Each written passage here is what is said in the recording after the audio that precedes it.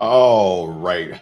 What is going on, Discord and YouTube family? And welcome back to another edition of Market Review. I'm sorry, top down analysis with me, T. Hobbs. This is the Trader Shop. Today's date is August the 10th, 2025, year of our Lord. And today, as per usual, we'll be breaking down the S&P 500, the NASDAQ, and the Dow Jones on the 3-month, monthly, weekly, daily, and down to the 4-hour. I'll then break down the volatility index and give you all of my levels for the week. And if you were watching the video last week, we couldn't have asked for much more. We got basically everything we wanted. We talked about last week kind of being like a turning point in the market potentially, right? We potentially, were expecting somewhat of a downside, but we also knew from where we were looking to be more bullish, and that's because of the higher time frame. So that's where we're going to start on today. So without further ado, let's jump right into the charts. We're going over to the S&P 500. And we can see again, bird's eye view, right? No matter how much selling we see, no matter how much volatility comes in this market on your 1 minute, your 5 minute, and your 15-minute chart, the 3-month chart is chugging right along, right? So if you're in the way trying to be bearish, you're just getting ran over and over and over again, right? So the 3-month chart, obviously it's in favor of the bulls, right? We closed the previous 3-month and we're opening right at that close, and then we're going higher. That means that we're finding buyers right at the open of the previous quarter. So that's bullish, right? Like you can't get much more bullish than that, right? So we dropped down to the monthly time frame, and it's reiterating that fact. As of last week, that's why we have this wick. We traded down to start the month. Remember, I always talk about you have to trade down to create a wick if you want to go higher. You have to trade up to create a wick if you want to go lower. Well, we traded down first to start the month of August, creating the wick on the month. And now we traded down, but we never broke the structure, or we never changed character, right? We dropped right into the bucket, and now it appears that we're looking to go for all-time highs. Yet again, I think this will be the 19th or 20th time that the S&Ps broke all-time highs this year. So if you've been a bear this year, RIP, right? That's all I can tell you is like every time we break all-time highs or we get close to breaking all-time highs, all the bears come out of hiding and they're like, oh yeah, this is it. This is the blow off top. Then we go back down. It's like, yeah, this could be that. But at the same time, let's just follow the structure that's in front of us, right? So the monthly time frame, you have to give the nod to the bulls, right? Again, we go over here to the weekly time frame. And last week we had this deadly candle coming down, and I talked about this candle. I said, yes, it did break structure on the daily time frame, but we did not change character on the weekly. I even said, hey, even if we come down to 61.13, to me, I'm going to need a break below the 5900s, right? Below that 6,000 level, then I'm convinced that the bears are now in control, but we're not getting that. We got bulls step in. If you watched the video last week, I said, I'm very bullish at this level. I'm bearish when we come back up here, which is what we're going to talk about here in a second. But down here, I was very bullish because this is the low that needs to break, or it needs to hold so we can go back up. Well, we ended up going back up. We're retracing back to the high of this candle of 64.6725, right? And we got an inside close on the weekly. Now, an inside close on the weekly is not the ideal scenario for bulls, but it's better than it is for bears, right? Because we traded back into 50% of this candle, and not to mention the entire market is just super green. So the bulls have the 3-month, they have the monthly, so of course they have the weekly. Let's drop down to the daily time frame. Let's break down the price action that we're seeing off the daily. If we look at the daily time frame, yes, we had this gap or this imbalance, and I said in my previous video, I did not really want to see bulls. If I'm going to remain bearish, I didn't really want to see bulls trade above the 50%, and I definitely did not want to see them get above this volume imbalance, right? Because what happens with the volume imbalance, you don't want to see it get disrespected, or it becomes basically the opposite of its nature. In other words, when the volume imbalance was created, it was bearish. Once price got back above the volume imbalance, now that volume imbalance creates support, so now it's bullish. Well, the market did both. It got above the 50% of the weekly, and it traded above the volume imbalance, and it closed at the high. This is very, very bullish for the time being. However, at this area, I am looking to see what the market is going to do if it breaks this high. The reason why is because the market structurally did break structure specifically on this time frame. The daily time frame, these lows here were disrespected. The market closed below them, and now it may look to take out this high, right, to start an order flow shift, a change in the state of delivery back to the downside. That is the only outlook I have for bears, right? It involves either us failing to take this high or taking this high and immediately failing, and then we'll be going back to look for these lows right here. And I'll break that down as we come down to the 4-hour time frame. But ultimately, as it stands right now, rally, base, rally, we expect more expansion back to the upside. So as it stands right now, the bulls win on all 3 rounds, the 3-month, the monthly, the weekly, and now the daily. Let's drop down to the 4-hour time frame so I can bring out my levels. I want to discuss it kind of like where I'm looking for the market to go on the week. What are my weekly projections? What am I looking at and how I'm reading price?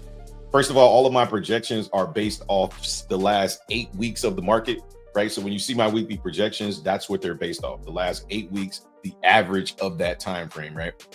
So that range is about 2.98% plus or minus, right? And then it's just developing where I want to pull those levels from. If we're going to be bullish, there's a couple ways we can leave this area.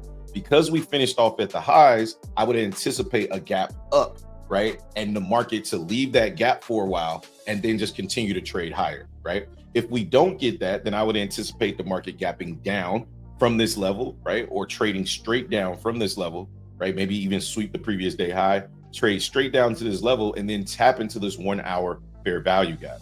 This 1-hour fair value gap sits between 63.67 and 63.54.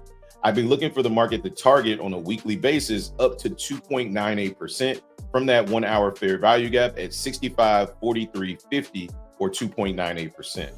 The secondary level that I'd be looking for is this checkmate box. I got it named as checkmate, but it's normally named chessboard high. That level is 64.03, right? So 64.03 at the low, right? We hold these lows and then we go all the way back up 2.96, 2.98%, targeting 65.93. Again, if the market is going to continue to the upside at the pace that it's been going over the last 8 weeks, then I'm anticipating us trading into those 6,500s going into this week, giving us about another 3%, give or take, on the weekly projection. Levels that I'm watching to the bearish side. Now, if the market wants to be bearish, it still needs to break above 64.68.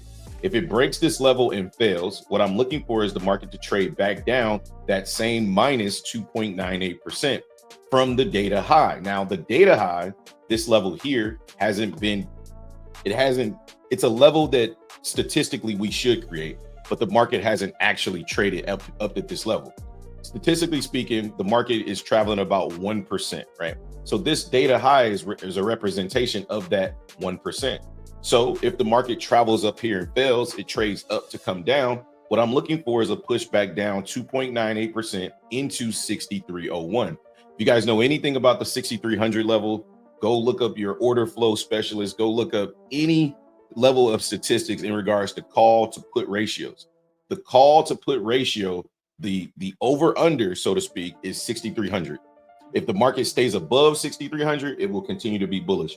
The second we break below 6,300, there is a ton of puts that are sitting down at this level. It's no matter that we have this level marked as an RTH gap that was never closed. If you turn the market, if you turn your chart from ETH, which is what I have it on right now, back to RTH, you will see that August 4th, we created a RTH gap that was never filled. So it would make sense for the market to come back and revisit this area. So that's what this thesis is illustrating.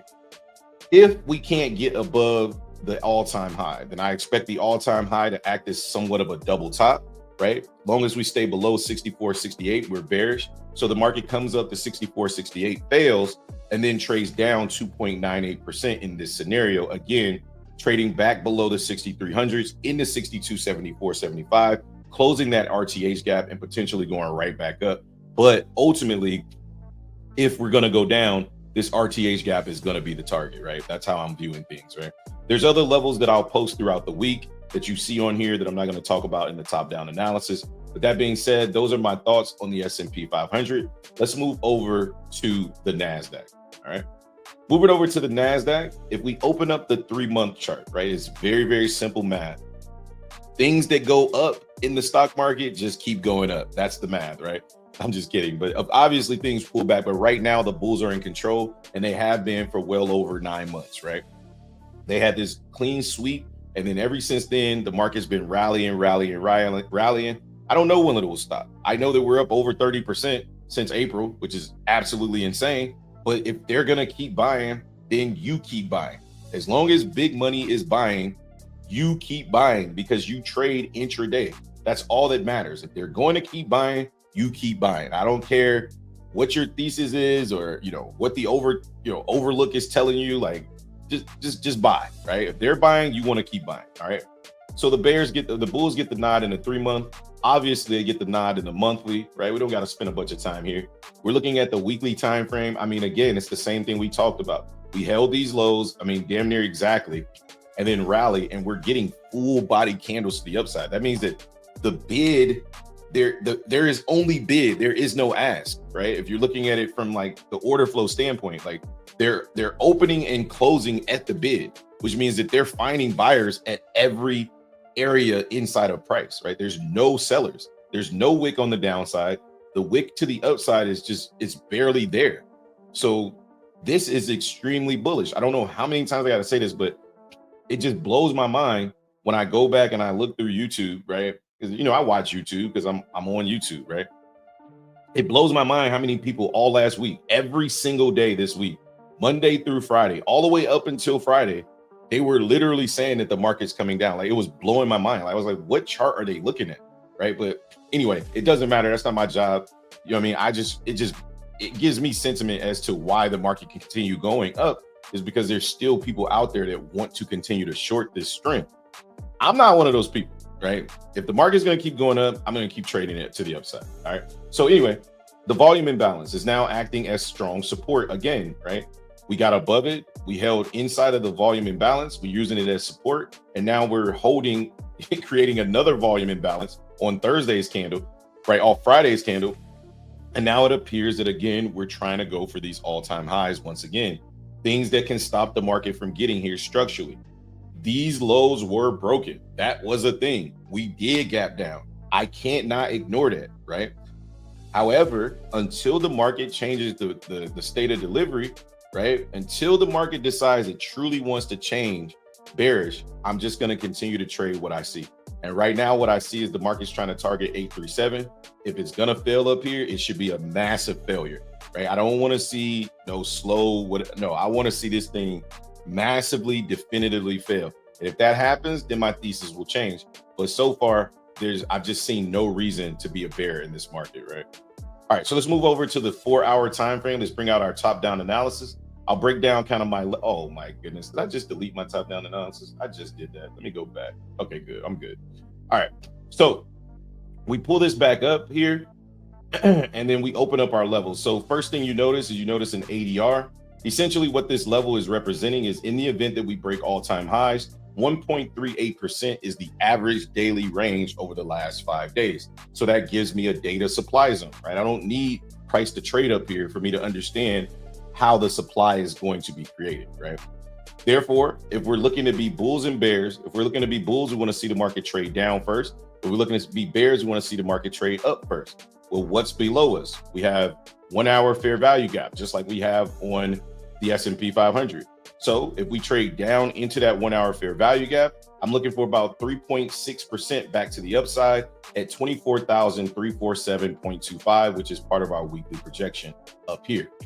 Our chessboard high, if we get a gap up, right? I'm looking for a push up from this level from 23,767.75. I'm looking for us to push up 3.56% into 24,611.50, right?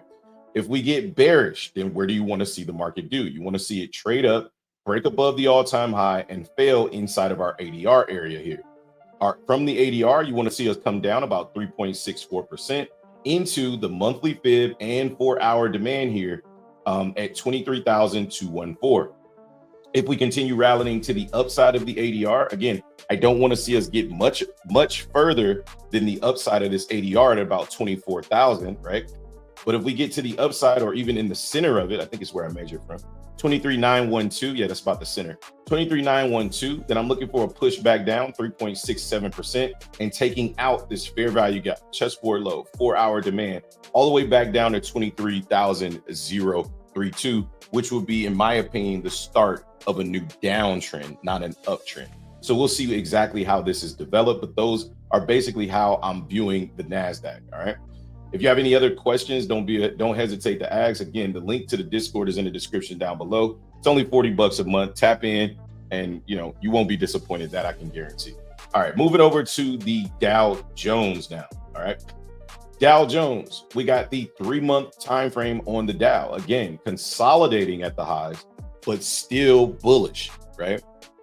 Unlike the NASDAQ and the S&P 500, the Dow Jones has been struggling to break above all-time highs.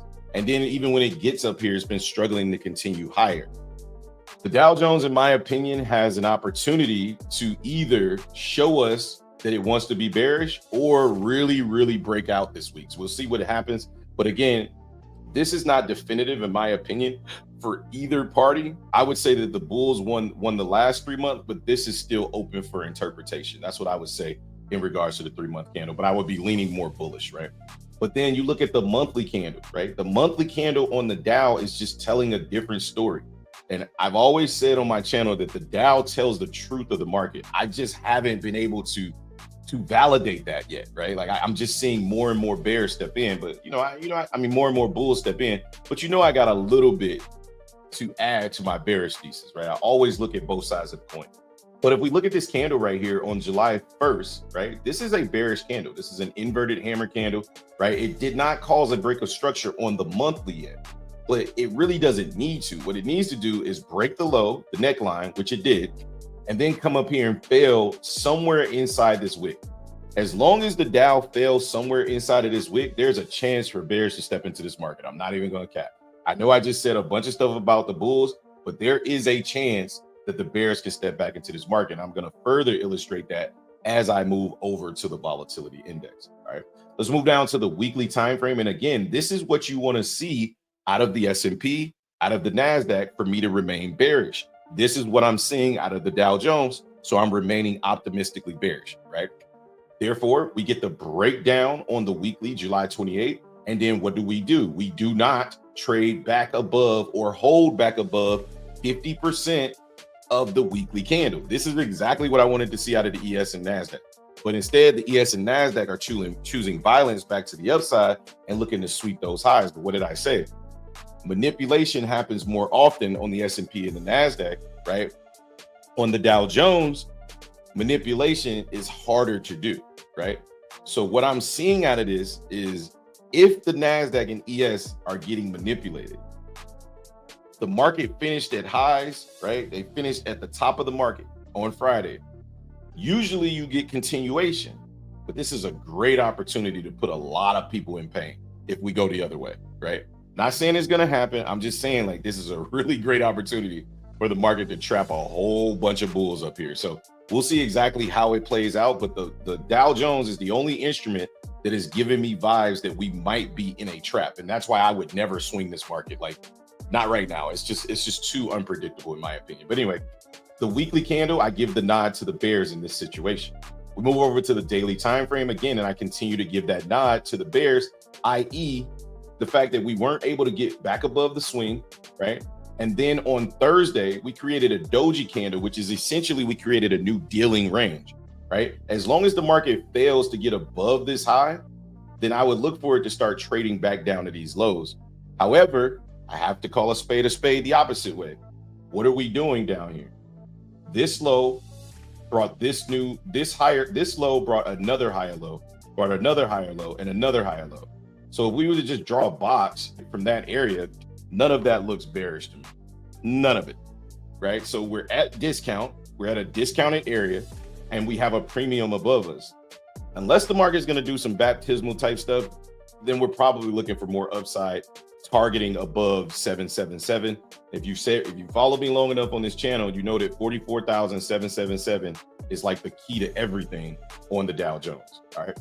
Let's drop down to the 4-hour time frame. And again, I'll bring out my levels on the 4 hours so we can take a look at everything that I'm looking to do in regards to the Dow Jones. All right. All right, let's go ahead and close that.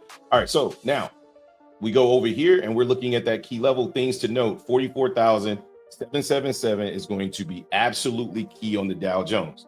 If we can't trade above it, we'll continue to trade the other way.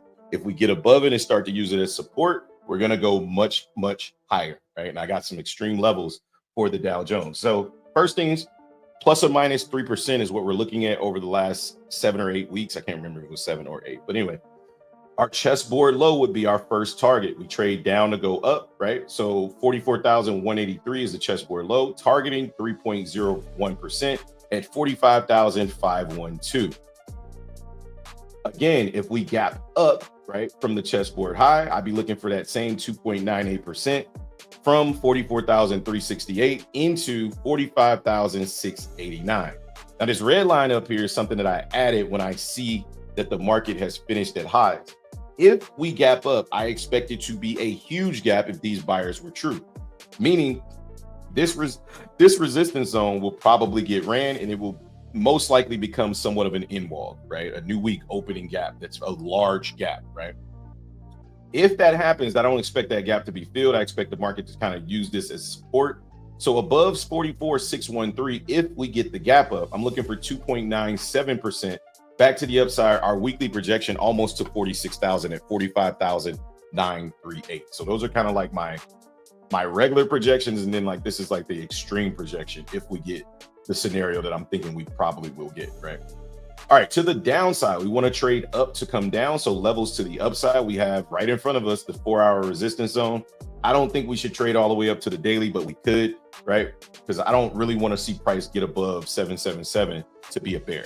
Right. So my thought process is we trade up into the 4-hour resistance zone. We fail to get above it. We trade down 2.97%, targeting 43,295 to the downside.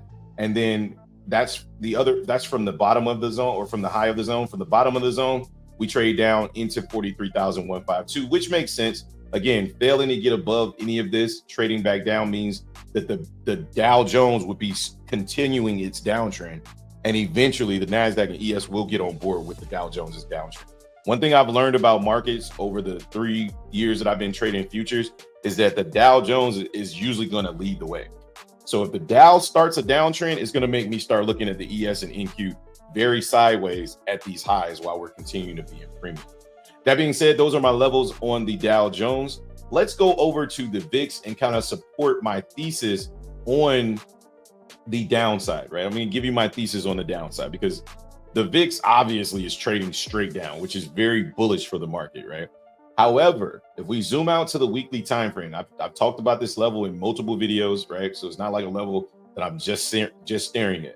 There is a weekly fair value gap right here between 1506 and 1622, right? It's very, very rare. I cannot say this enough. It is very, very rare for the VIX to be at all-time lows. That's not something that the VIX usually does, right? So the lowest point we've ever been on the volatility index is at 10, and that was November of 2017, okay? We could get back to those levels, but that requires a lot more buying. So what normally happens is the VIX usually balances out between 15 and 13, right, at the lowest point, right, before finding bears, right? And then people start selling and then we push back up, okay? We're coming into that area right now. So I'm looking for the VIX to tap in between 16.2 and roughly about 15. If the VIX finds buyers in this area, I want to gauge where we are in relationship to my analysis on NQ and ES. And then that, if we do find buyers here, that will make a lot of sense to me to go ahead and be clear to kind of start shorting the market. So we'll see exactly what happens. But again, the VIX is the only thing, right? This area right here is kind of the only thing standing in the way of me being just completely bullish, right? Other than that, if we drop below 14, we're going to start heading right into the 12s and the 13s. And this is where the market gets very, very choppy, right? Very choppy, because below 16, that means that the S&P 500 is going to be moving below 60 points a day. right? And when that starts to happen, the consolidation gets really nasty. So just a heads up, once we drop below that level, I might switch instruments like trade gold or something like that. I don't know. But I don't really like to trade the S&P 500 when the VIX gets below 16. So I'll play it by ear right now because 16 is a 1% gauge, and 1% right now, because we're so high up, is still 60 points, right? So I might change that to like 14. If it gets below 14, then maybe I'll stop trading it.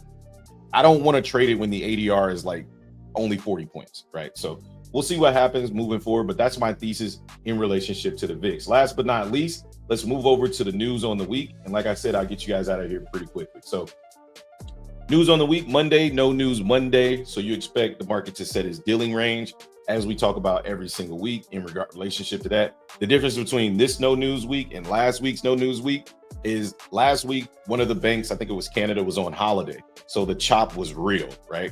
This week, we don't really have any banks closing, so we should get strong volatility in the market. Going into Tuesday, CPI is on Tuesday. So the market could rally aggressively starting on Monday in preparation for CPI, right? Or it could just consolidate and do absolutely nothing in preparation for CPI. It's not really that important. What you should know is CPI is on Tuesday, red folder news. This will be very important for the markets. Going into Wednesday, again, no news on Wednesday, just a clean week in relationship to news. But Wednesdays are usually your trend days, so no news. That's actually really a good thing on a Wednesday. Core PPI and unemployment claims on Thursday. Again, this week is going to be important because right now there's a 94% chance that we're going to get an interest rate cut in September. If these numbers come out and they're higher than expected, that interest rate cut number percentage starts to dwindle down a little further back toward the 50% mark due to the fact that rising inflation, although the jobs market is slowing down, rising inflation may have the Fed thinking that they should keep rates higher. And if that happens, the market's not going to like that information. So definitely pay attention to that. On the 15th, we end with core retail sales that Friday, retail sales, and then prelim University of Michigan consumer sentiment and inflation expectations. This is important because it's going to give credence to the CPI data, right? And the PPI data. So whatever the data is, it could counteract that data, or it's going to come in line with that data. Meaning if the inflation is going up and the expectation is going up, then that's probably meaning the inflation is probably going to go up, which is going to be bad for interest rate cuts. And again, the market is not going to like this stat. Okay. So very much paying attention to what's happening, and then not to, move forward too much, but next week, Jackson Hole, and then the week after that, NVIDIA earnings. So the month of August is packed, jam-packed with catalysts. The only thing I can tell you is manage your risk, right? Be patient, wait for whatever it is you trade, whether it be your setup, whether it be your system, whether it be your strategy. Stay focused, and I hope that these levels help you out throughout the week. But my name is T. Hobbs. This is the Top Down Analysis, and I'll catch you guys on the next one, man. Peace.